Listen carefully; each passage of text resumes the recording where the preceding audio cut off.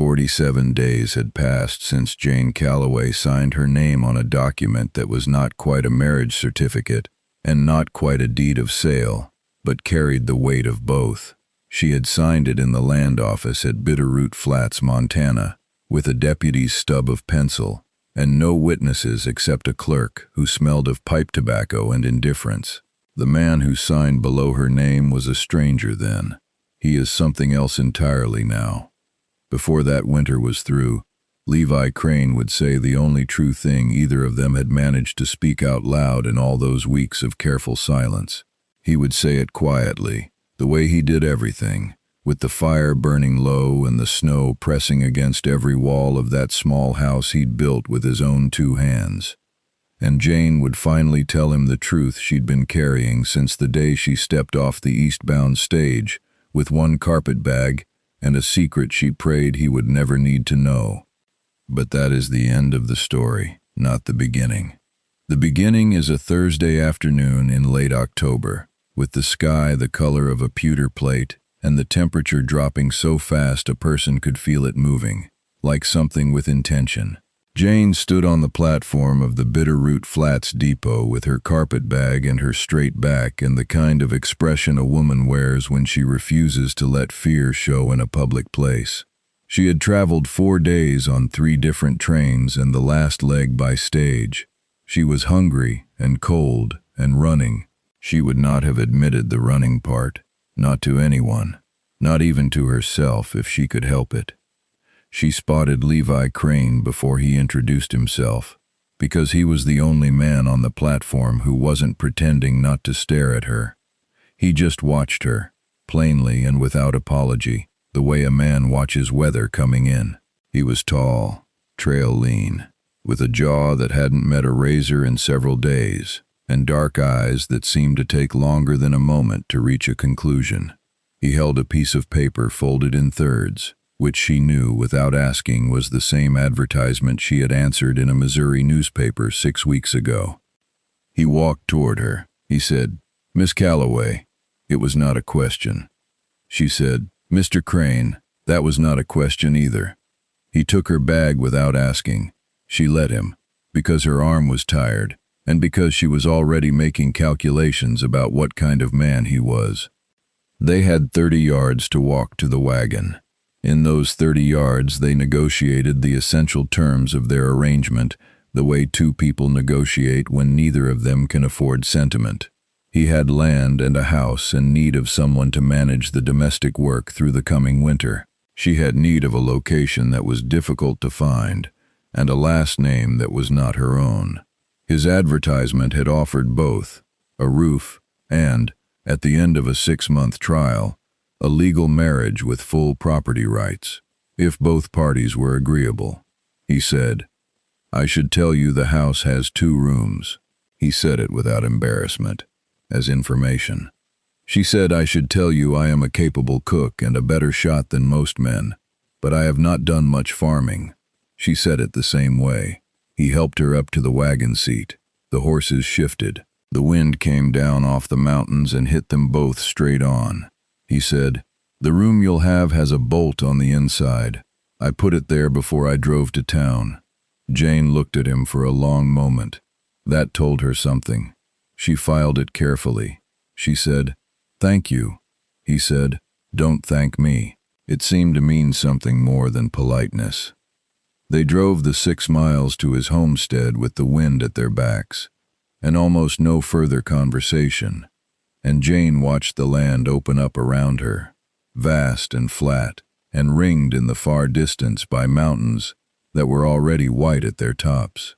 It was not beautiful the way she had imagined. It was bigger than beauty. It was the kind of land that reminded a person how small their troubles were, and also how cold they were about to become. The house was small but solid. He had built it from lodgepole pine and chinked it well.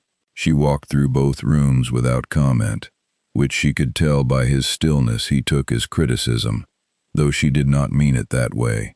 She was only measuring. She was figuring out what needed to be done and in what order. She said, "You need a shelf beside the stove." He said, "I've been meaning to build one."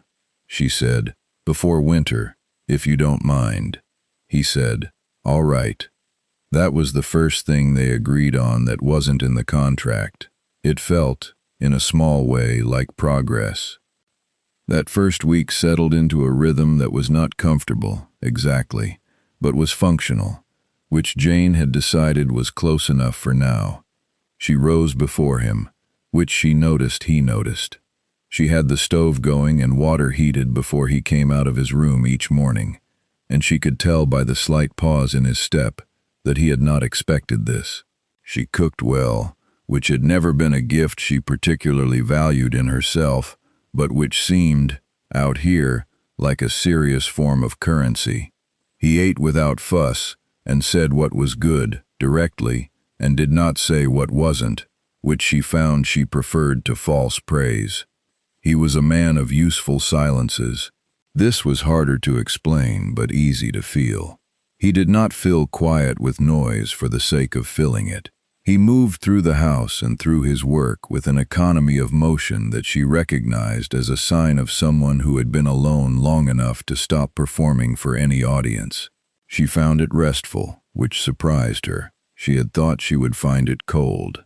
The shelf appeared on day 5. He built it in the evening after supper, quietly, from a plank he'd had in the barn. He did not announce it or ask her opinion. He measured, cut, and mounted it himself, and when he was done he set the small tin of salt and the pepper and the 1 crock of dried herbs on it, as if arranging evidence. Then he went to his room. Jane stood in the kitchen for a moment looking at the shelf. It was level and smooth and secured with 3 iron spikes, which was probably 1 more than it needed. She thought about saying something. Then she thought better of it and simply moved the crock 2 inches to the left to balance things more evenly, and went to bed herself. The external arrangement had a certain dignity to it that she hadn't anticipated. She had her bolt. He had his. They ate at the same table and divided the labor according to capacity. She managed the interior, the meals, the stores and their inventory. He managed the land, the animals, the structure, and any interaction with the town. This last was partly at her suggestion. She had said, in their 3rd or 4th evening, "I'd prefer not to be seen in Bitterroot Flats more than necessary at first." He had looked at her with those dark, patient eyes and said only, "That's fine." She had felt him not pressing her, and was grateful for it. There were things he was not asking, and she knew it, and she understood that to be its own form of consideration. One evening she found him in the barn long after supper, not working but sitting on an upturned crate, looking at nothing in particular. She had come to tell him the flour was getting low. She stopped at the barn door and said what she'd come to say, and then, because the moment seemed to call for some small acknowledgement of the fact that 2 strangers were learning the geography of each other's quiet, she said, "This is harder than I expected." He looked up. He said, "Which part?" She thought. She said, "All of it, but not in the way I thought it would be." He said, "Same." It was not much, but it was honest. And out here, honest was worth more than eloquent. The cold arrived in the 2nd week like a creditor who'd been patient long enough. The temperature dropped below freezing and stayed there. The wind came off the northern flats and found every gap in the world, and Jane, who was not a woman given to complaint, allowed herself to think privately that Missouri winters had not been anything like this. She layered wool over cotton over flannel, and still felt the cold at the edges of herself each morning. Levi responded to weather the way he responded to most things, with early, consistent, methodical work. He laid in extra wood. He checked the animals twice a day. He banked the stove each night before he went to his room. Jane noticed all of this and said nothing about it, because there was nothing to say. It was simply what responsible people did. She began to do corresponding things. She insulated the root cellar shelves with burlap sacking. She sealed the kitchen window's loose frame with a strip of old cotton. She started a pot of bean soup every 3 days and kept it going, because warmth in a pot was warmth in a room. On the 14th night, she heard him get up in the dark, hours before his usual time. She lay still and listened. He went outside. He was out for a long while, and she lay awake in the cold and thought, for the first time with any clarity, about what she had actually done, and where she actually was, and who was outside in the dark. She was not afraid. That was the thing she noticed most. The distinct absence of the fear she'd been carrying since she left Missouri. It was not entirely gone, but it was quieter. He came back in. She heard him bank the stove a second time. She heard the small, deliberate sounds of a careful man doing a careful thing. She closed her eyes and slept better than she had in months. On the 16th day, a rider came to the property. He was well dressed in the way that meant money and not labor, and he rode a horse that was too good for this road.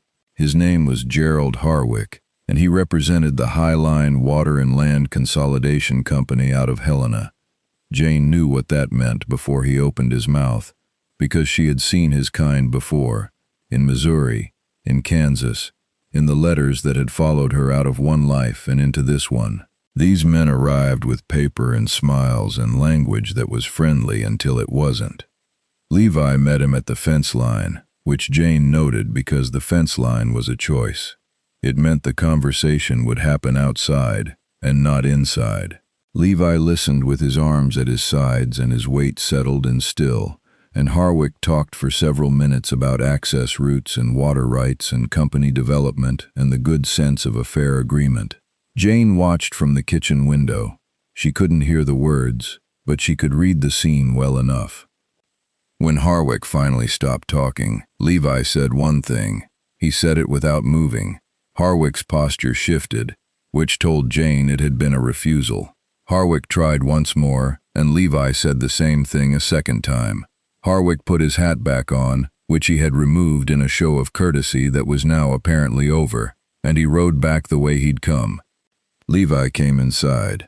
He went to the basin and washed his hands, which was a habit she'd noticed he had whenever he came in from anything, as if each entry into the house required a kind of deliberate transition. He said, "A company is trying to buy water rights on the creek south of here. I told him they wouldn't find agreement with me." Jane said, "Have they been before?" He said, 3 times this year. They'll come back." She said, "Will it cause trouble?" He was quiet for a moment, drying his hands. He said, "Probably." Jane nodded. She went back to the stove. She thought about what kind of trouble she had already brought to this property that he didn't yet know about, and she felt the weight of that secret settle lower and heavier in her chest. She said, quietly, before she thought better of it, "I'm good at trouble." He looked at her from across the kitchen. He said, "I know." That was October. November arrived gray and merciless, and the work of keeping the homestead alive became the full occupation of both their days, which left less room for the careful distance they had been maintaining. They worked in proximity now out of necessity. She mended his coat while he was wearing it, because she'd run out of things to hang it on, and the lining was going and he was going out again in an hour. He held still for it. Neither of them spoke. She could feel the warmth of him through the wool. He fixed the loose board on the porch steps without being asked, because she'd caught her boot on it twice, and he had seen her catch it without saying anything about it, and he must have taken note. She found it replaced one morning, smooth and level, not yet another word exchanged on the subject. She stood on it deliberately on her way in, and felt it solid under her foot and thought, "This is how certain people speak." At supper one November evening he said, "You read well." She said, "I do." He said, "There are 3 books on the shelf in my room. You're welcome to them." She said, "Thank you." He said, "The Milton is difficult but worth it." She looked at him. She said, "You've read Milton." He said, "More than once." She didn't say anything for a moment, which was not her usual speed in conversation. Then she said, "Tell me something about yourself that isn't on the land deed." He was still for a beat. Then he said, "I came out here from Tennessee 8 years ago because I did something I shouldn't have done, and I needed country between me and it." The fire crackled. Jane said, "Did you hurt someone?" He said, "Not the way you mean, but someone was hurt, and I couldn't undo it." She said, "What did you need then, when you placed that advertisement?" He looked at the table. He said, "I needed to prove I could be useful to someone, that I could make a life that was worth something, that I wasn't only the worst thing I'd ever done." Jane was quiet for a long time. The fire settled. Outside, the wind moved across the flats in long, sweeping passages. She said, "I married you for protection." He looked at her. She said, "That's the truth. There is a man in Missouri who believes he has a claim on me that I do not accept. I needed distance, and a last name that wasn't my own, and a situation that was legal and defensible. That is why I answered your advertisement." He said nothing for a moment. Then he said, "And did you find it, the protection?" She said, "Yes." He said, "Good." She waited for anger, or for the withdrawal of warmth, or for the renegotiation she feared was coming. Instead, he only said, "Is this man likely to follow you here?" She said, "Possibly. I don't know how long the distance has been enough." He said, "Then we'll handle it when and if it comes." She said, "Levi." He said, "Jane." She said, "You should know what you've agreed to." He said, "I think I know more than you've told me, and I agreed to it regardless." She said, "Why?" He said, "Because you needed it, and I—" He stopped. He said, "I married you for redemption." That was the truth she finally heard him speak, plainly, without defense or explanation, sitting across the kitchen table in a house he'd built with his own hands on land he was trying to make mean something. It landed in the room the way a stone lands in still water, concentric and irreversible. She said nothing. She looked at him. He said, "That was probably more than I should have said." She said, "No, it wasn't." The man from Missouri arrived in the first hard week of December, which was either bad timing or good, depending on how you looked at it. His name was Fletcher Dodd, and he was not a violent man in the open way, but in the lawyerly way, which Jane had learned was often worse. He arrived with a letter from a circuit court in Missouri and the conviction of a man who had never once been told no by anything that mattered. He came to the door, and Jane saw him through the kitchen window and felt her whole body go still in the way it did when old fear reasserted itself. She set down the bowl she was holding. She breathed once, deliberate, the way she'd taught herself to breathe in the past year. She went to the door and opened it before he knocked. She said, "Mr. Dodd." He said, "Jane." He said it with a satisfaction she recognized. He said he had a document that superseded her current arrangement, relating to a promissory agreement her late father had made, and that she was legally obligated to honor. He used the word obligated twice. Levi appeared from behind her. He did not squeeze past her or put himself in front of her in a way that diminished her position. He stood beside her, in the doorframe, with the kind of stillness that is its own form of warning. He said, "I am Levi Crane. This is my wife.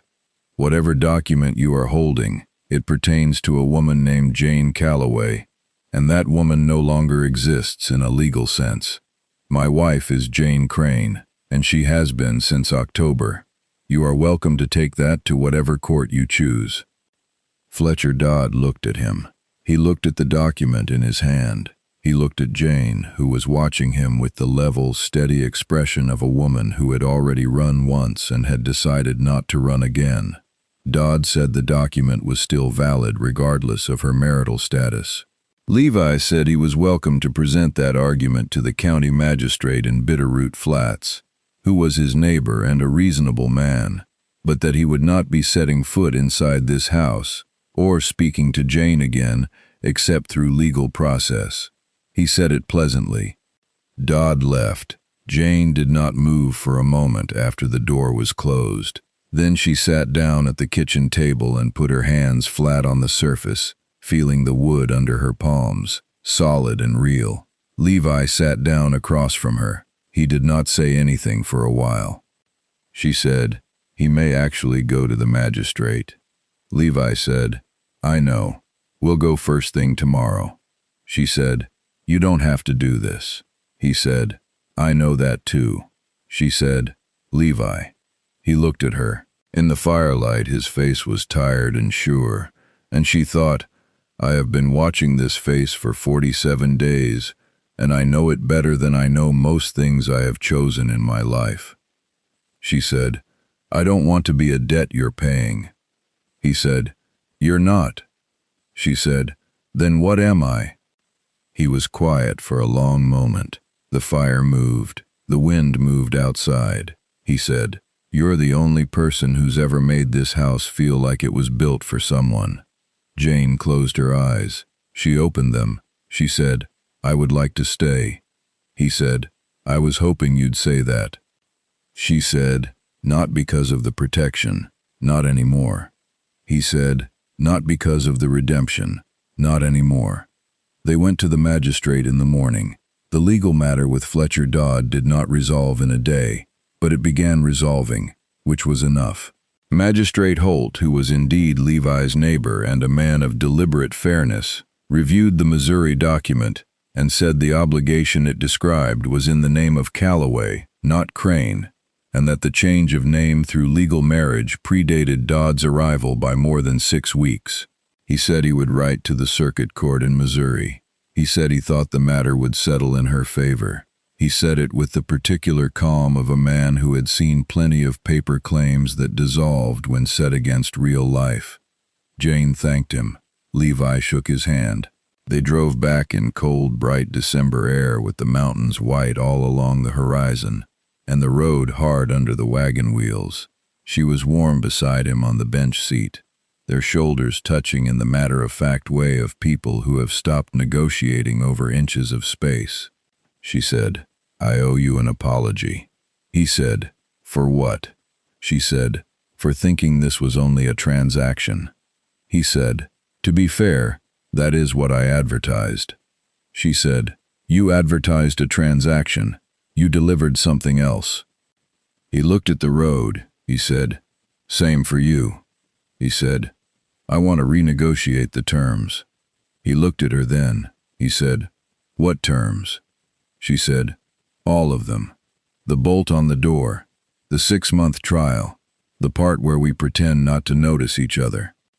He said, "That last one has already failed." She said, "I know."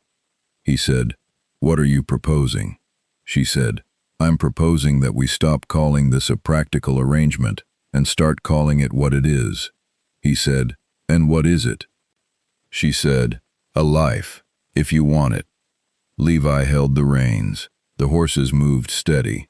The cold air between them was the same cold air it had always been, but it felt different now, occupied differently, as if it had been waiting for exactly this to fill it. He said, "Jane, I have wanted that since approximately the 2nd week." She laughed. It was real and sudden, and it surprised them both. She said, "The shelf." He said, "The shelf." She said, "You put one extra spike in it."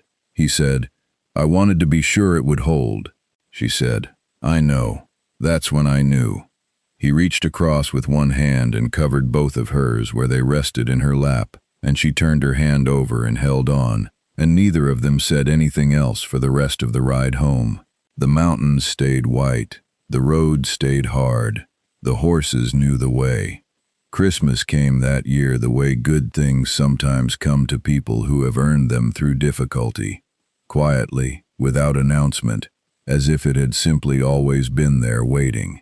Jane made a proper meal with the stores she'd managed carefully through the fall, and Levi brought in a branch of pine that was small and symmetrical and smelled of the mountains, and he set it in the corner of the kitchen because she had mentioned once, in passing, that she'd always had something green in the house at Christmas.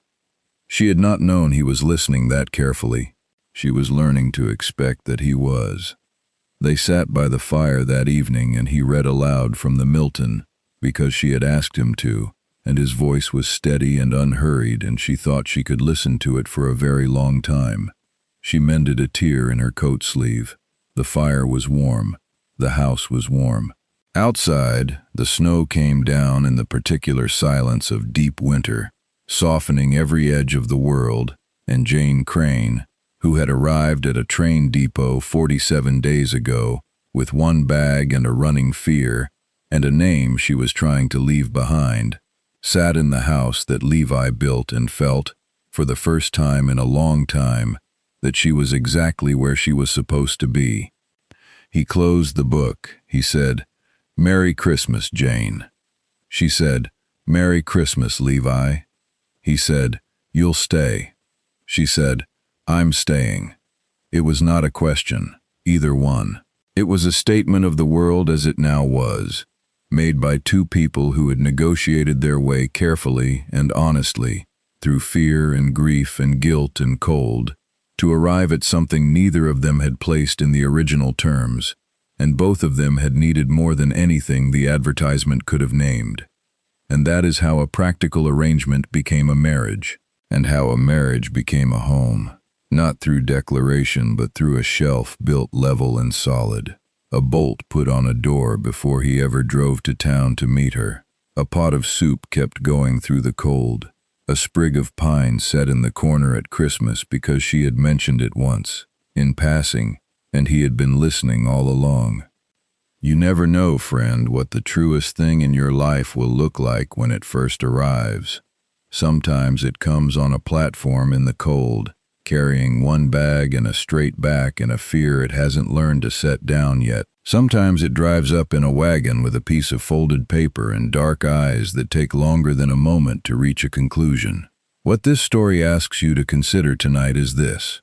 Is there something in your own life you have been calling practical, a necessity, an arrangement, a sensible decision, that has quietly become something far more? Perhaps you have been building a home one act at a time, without quite calling it that.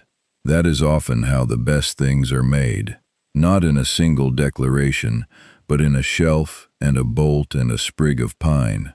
Leave a word in the comments about the moment you stopped calling something practical and started calling it love. We would be honored to read it, and if stories like this one find a place in your evenings, we would be glad of your company.